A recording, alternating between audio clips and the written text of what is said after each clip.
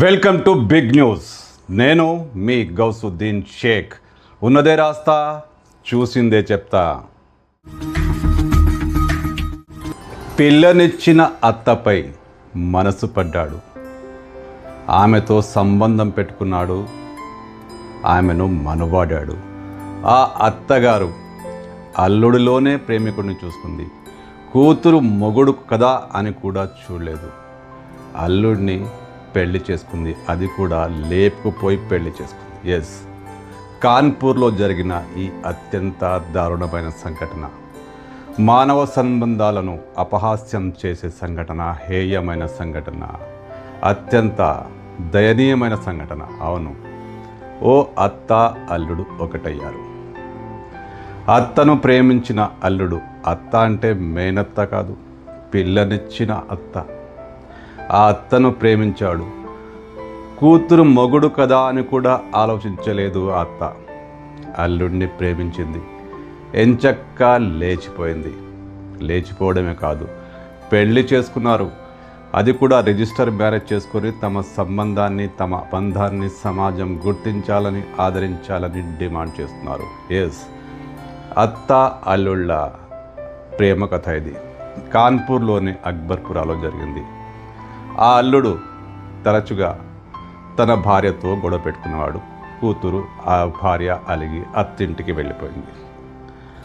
భార్య కోసం అత్తింటికి తరచుగా వెళ్ళే అల్లుడు భార్యను మచ్చిక చేసుకోలేదు కదా, అత్తగారిపై మనసు పడ్డాడు. ఆమె అందచందాలపై మనసు పారేసుకున్నాడు.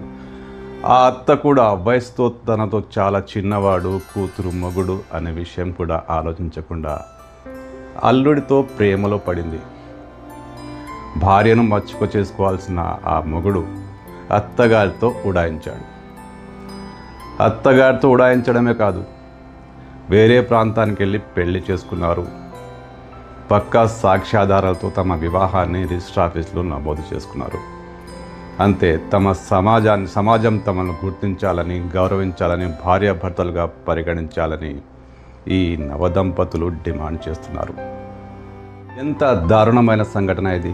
సభ్య సమాజం తలదించుకునేలా చేసిన సంఘటన ఇది. కనీసం తన సొంత బిడ్డ మొగుడని కూడా ఆలోచించలేదు. వయసులో తనకంటే చాలా చిన్నవాడని కూడా ఆలోచించలేదు. వాడేమో తన భార్యకు తల్లితో సమానం, అత్తగారు అన్న ఫీలింగ్ కూడా లేకుండా ఆమెను ప్రేమించాడు, అక్రమ సంబంధం పెట్టుకున్నాడు. ఇప్పుడు ఓపెన్గా పెళ్లి చేసుకున్నాడు. సమాజంలో ఏం జరుగుతుంది? ఎవరు అత్త అల్లుడో, ఎవరు వదిన మరుదులో, ఎవరితో ఎలాంటి సంబంధం ఉందో ఇవేవి పట్టించుకోకుండా ఎంచక్కా సంబంధాలు పెట్టుకుంటున్నారు, ప్రేమించుకుంటున్నారు, పెళ్ళిళ్ళు కూడా చేసుకుంటున్నారు. మరీ ముఖ్యంగా యూపీ పరిసర ప్రాంతాల్లోనే ఇలాంటి అమానవీయ సంఘటనలు జరుగుతున్నాయి. అవును, ఈ దారుణం ఇప్పుడు సోషల్ మీడియాలో బాగా వైరల్ అవుతుంది. సోషల్ మీడియాలో దీనిపై రకరకాల కామెంట్లు వస్తున్నాయి. జనాలు తిడుతున్నారు, అసహించుకుంటున్నారు, కొందరు సహజంగానే పొగుడుతున్నారు. అలాంటి ఆలోచనలు వాళ్ళకు కూడా ఉండే ఉంటాయి. మరి ఏది ఏమైనా ఈ సంఘటన సభ్య సమాజానికి పెద్ద తలవంపే.